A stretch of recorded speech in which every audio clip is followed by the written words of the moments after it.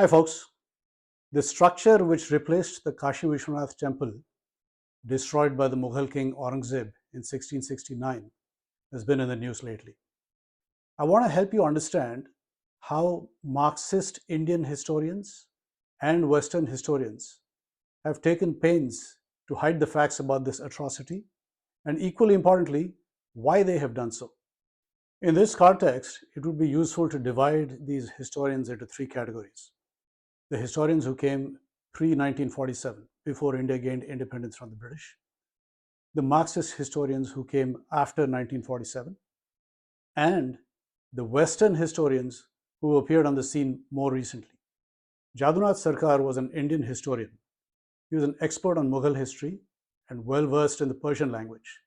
He was active in the years mostly before 1947. He wrote factual accounts on various aspects of the Mughal Empire, and he is a fellow of the Royal Asiatic Society of London, knighted by the British in August 1929 for his extensive work as a historian. He wrote a 5-volume biography of Aurangzeb, which was later condensed by him and published as a short biography of Aurangzeb as well. While no history book is perfect, Sarkar's works are widely accepted as a fact-based narrative of the Mughal ruler's life and times. The years after 1947 saw the rise of the Marxist Indian historian. Muhammad Habib, his son Irfan Habib, Nurul Hassan, Romila Thapar. These are all some of the well-known names from this group. Nehru's desire to neutralize Muhammad Ali Jinnah's views on the two-nation theory and the founding of Pakistan as a homeland for India's Muslims, and his desire to prove that the creation of Pakistan was never necessary, led him to give India's minorities more favorable treatment in many ways. This approach required that a new version of Indian history be produced, one that was more in line with the Congress Party's views and its approach to governing India. The Marxist historians, who viewed world events through a leftist lens, contributed greatly to this effort. So a negationist approach was employed to falsify and distort historical facts, and they produced a sanitized version of history which whitewashed many of the atrocities committed by foreign invaders. The Congress Party developed a mutually beneficial relationship with many Marxist historians. Irfan Habib was awarded the Padma Bhushan, India's third highest civilian honor. Romila Thapar was offered the Padma Bhushan twice, but she declined it, saying she preferred awards from academic institutions over those from the government. When we look at the work of Western historians like Audrey Truschke or Richard Eaton, we see that there is always an undercurrent of cultural superiority in their writings, which is hard for them to avoid as they come from a background which privileges Abrahamic religions and Western culture and history over others. They've taken an approach which generally tries to portray the actions of medieval foreign invaders in as favorable a light as possible, while dismissing the concerns of Indians in this regard. So I've described in a previous video on the Ram Temple how Max Muller, the reputed Indologist, was quite well versed in Indian religions and philosophy, but still harbored a great desire to see all of India converted to Christianity. Audrey Truschke's husband and father-in-law are both Christian missionaries, and they've written about their time in India converting Indians out of Sanatana Dharma into Christianity. Jadunath Sarkar has described Aurangzeb's mindset very well in his biography of the Mughal ruler. It was written in 1930, before Marxist historiography really took hold, and it details how Aurangzeb's overall outlook was oriented towards establishing a religious state in the areas of India that he controlled. The theocratic nature of such a religious state meant that God was the ultimate authority, and Aurangzeb was merely his agent, doing his bidding on earth. The problem was that millions of followers of other indigenous Indian religions did not accept the ultimate authority that Aurangzeb did. So tolerating people who followed other religions or who worshipped their God in a physical form was logically unacceptable in this political model of a theocratic state. And this toleration was viewed as a sin in itself. So the followers of other religions could never be viewed as the equal of those who followed Aurangzeb's religion. And the ultimate aim of the state was the conversion of all infidels into true believers and to snuff out every form of dissent. Since this effort would take time, political social and religious restrictions were put on Hindus in an effort to pressure them to convert. Hindus were treated by the state as members of an underprivileged class known as zimmis, and a tax called jizya was imposed on them. A land tax called kharaj was imposed exclusively on Hindus. Restrictions were placed on the construction of temples and repairs of existing temples. Leaders of Hindu religious sects were repressed so that they couldn't share their knowledge or propagate it. Religious gatherings and processions were forbidden to prevent the growth of a sense of community and solidarity, and inducements in the form of money and government employment were offered to Hindus to tempt them to convert out of their faith. Aurangzeb's reign began in 1658, but his atrocities began much before that. In the year 1644, when he was a viceroy in the area that is now Gujarat, he desecrated the temple of Chintaman in Ahmedabad. He slaughtered a cow in the temple and he converted it to a mosque. Soon after his reign began in 1658, he ordered his officials in what is now Orissa, from Cuttack to Midnapur, to raise any recently built temples and also to not allow any older temples to be repaired. On April 9, 1669, he issued a general order to demolish all the schools and temples of the infidels and to put down their religious teachings and practices. The destruction of Hindu temples was one of the main responsibilities of the officials known as the censors of morals. These were appointed in all the subdivisions and cities of Aurangzeb's domain. And this is a period during which the grand temples with great religious significance to Hindus all across India were destroyed. The second temple of Somnath in Gujarat, the Kashi Vishwanath Temple in Varanasi, and the Keshav Rai Krishna Temple in Mathura. These are all documented facts which have been attested to in chronicles like the Masiri Alamgiri, which was written after Aurangzeb's death. Aurangzeb's motivations are clear. He was motivated by his religious beliefs. The Kashi Vishwanath Temple was destroyed and a mosque erected over its foundation as part of his overall plan for establishing a religious theocratic state. The destruction of the Kashi Vishwanath Temple, a center of pilgrimage, as well as a center of Vedic and religious learning, was like plunging a dagger into the very heart of the Hindu religion. How have Marxist Indian historians portrayed Aurangzeb's supposed reasons for destroying the Kashi Vishwanath Temple?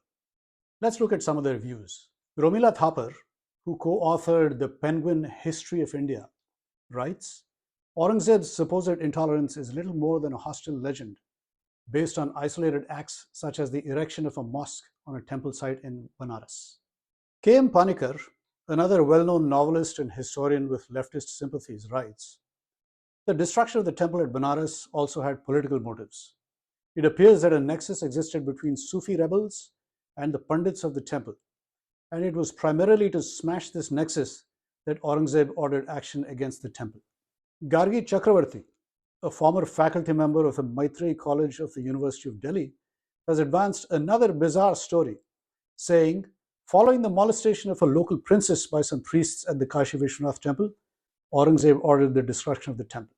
Has any credible evidence been presented in support of these strange theories? None. None whatsoever. Look at the Masiri Alamgiri. It tells you exactly why he ordered the destruction of the temple. If he wanted to take political or legal action, he could have simply jailed or punished the people who offended him so much, but he did not. The grand temple was razed and a mosque erected over its foundation. How about Western historians? How have they tried to spin Aurangzeb's reasons for the destruction of the Kashi Vishwanath Temple? Audrey Truschke is a researcher and faculty member at Rutgers University in New Jersey. She has written a biography of Aurangzeb as well. It's largely a hagiography with the intent of humanizing Aurangzeb. Let me present some extracts from her book. Here's the first one. Aurangzeb similarly evinced concern with elite Brahmins deceiving common Hindus about their own religion and was perhaps especially alarmed that Muslims were falling prey to charlatans. Brahmins may even have profited financially from such ventures. Another extract from her book. For most temples in Banaras and elsewhere, Aurangzeb ordered Mughal officials to investigate alleged dubious practices. But in the case of certain institutions, including the Vishwanath and Keshav Dev temples, he deemed demolition appropriate. These are all vaguely worded claims, again, not backed up by any credible evidence. Here's another extract from Trushki's book. She says, the Masiri Alamgiri has a noted tendency to exaggerate the number of temples demolished by Aurangzeb, which adds credence to its acknowledgement here that such events were unusual and unexpected. No, there was nothing unusual or unexpected about Aurangzeb's destruction of the Kashi Vishwanath Temple. It was completely in line with his mindset and his intent to erase the infidel from his kingdom. The Masiri Alamgiri explains this very clearly. It was written after Aurangzeb's death, and the author had no real reason to flatter Aurangzeb by exaggerating either his deeds or his misdeeds. The examples I've cited here are just a few of the ones being peddled in Audrey Trushki's book on Aurangzeb. Richard Eaton is another American historian, and he's associated with the University of Arizona. In an interview, he has stated that only a small number, about 80, temples were ever destroyed. He admits too that his evidence is quote-unquote fragmentary, incomplete, or even contradictory. And he says that there were many temples desecrated by the Hindus, again, with no real documentary proof of why Hindus would attack their own places of worship.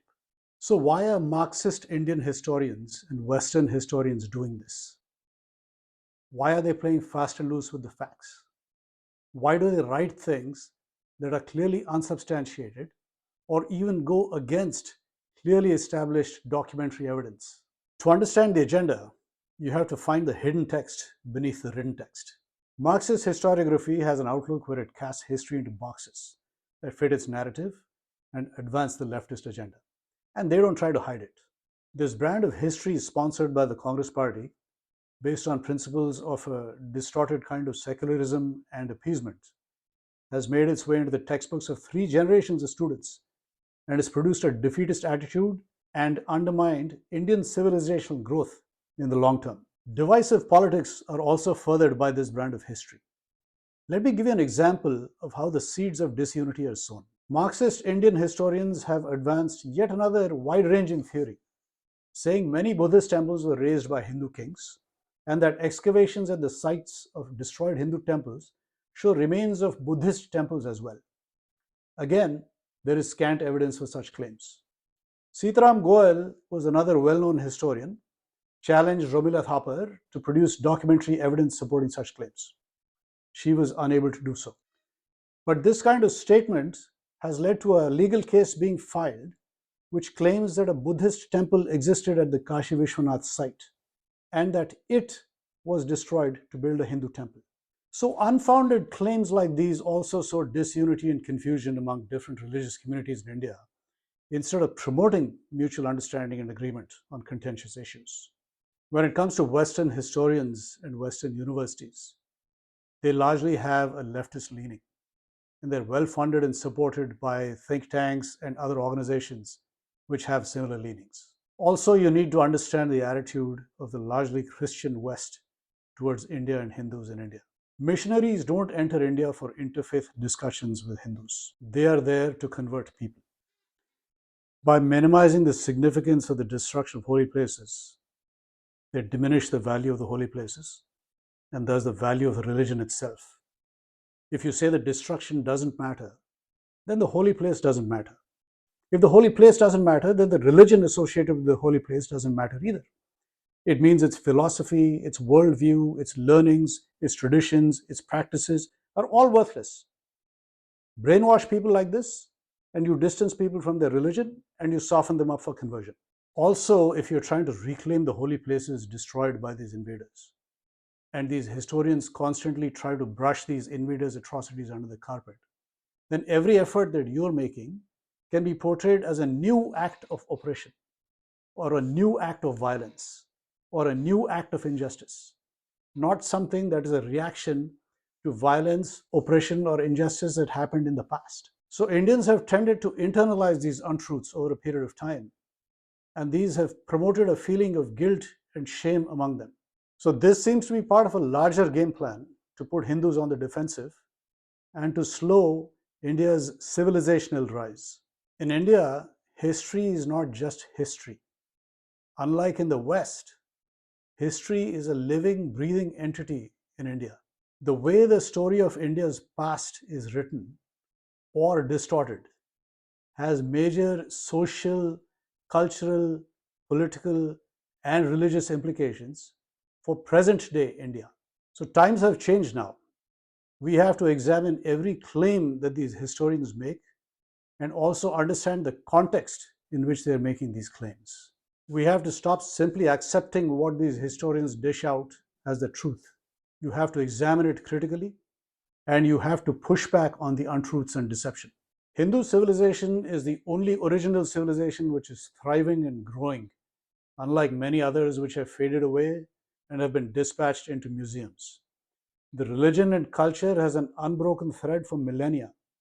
So it is time to stop allowing these biased historians to put this unbroken thread under the kind of stress and strain that may cause severe damage to it. If you like the material I presented in this video, consider giving it a like, share it with your friends, and subscribe to this channel for more content like this. Until next time, take care.